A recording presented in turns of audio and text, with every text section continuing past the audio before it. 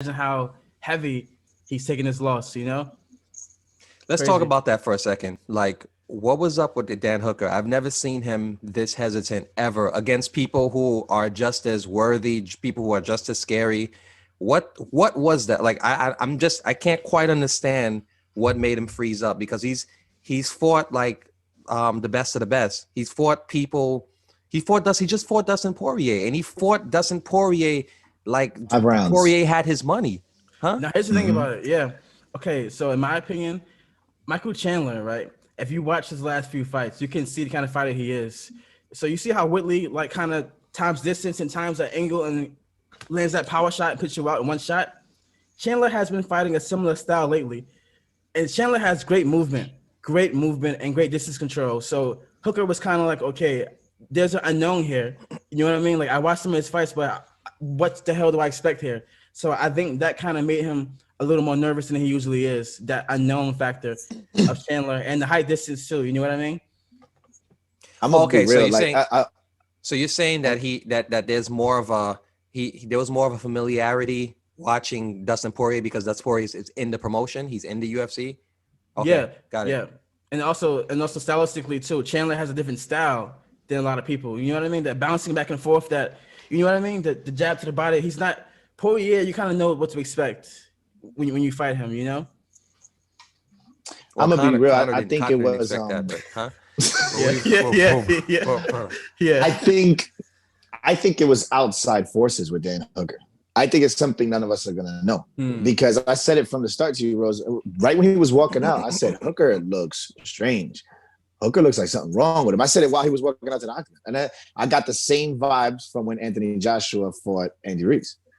I was like, something's wrong with him. Like he came out like he's in the corner. He already looks like he's knocked out in the corner. He looks like he just got up from a 10 count. He looked weird.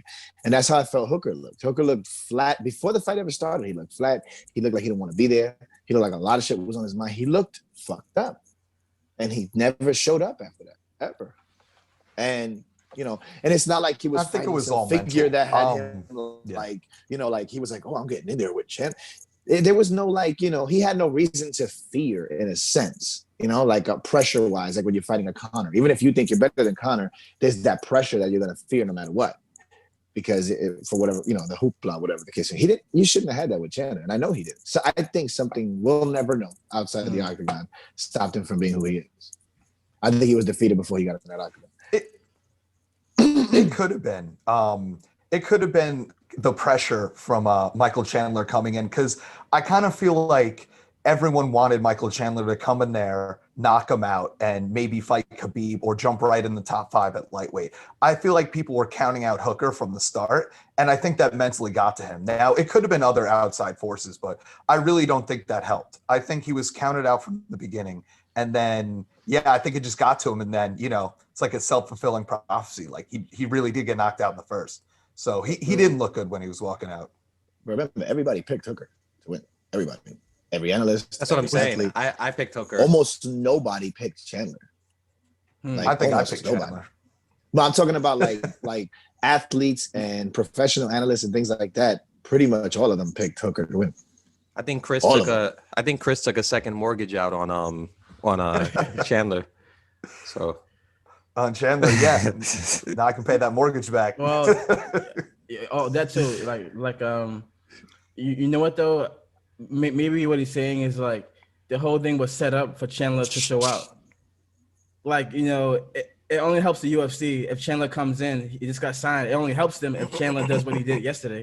So maybe like the stage was set up for that to happen, the upset. But they took a chance on him. Yeah. But also being away from his family, being away from his kids, quarantine, New Zealand, it's like a long ass wait time period. He has to wait now on Fight Island before going back. So maybe all of that got to him. You know what I mean? And he just fought months ago too. Wars. And like this can't be good for his career. He had back-to-back wars. Paul Felder and then Poirier. War.